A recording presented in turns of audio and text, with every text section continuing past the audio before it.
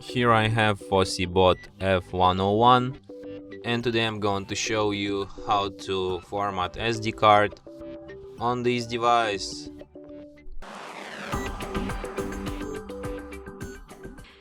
So firstly, let's open settings.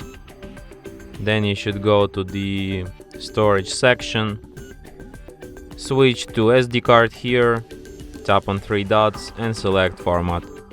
Then confirm it, and after a few seconds SD card will be fully formatted, and yeah. And that's it. Thanks for watching.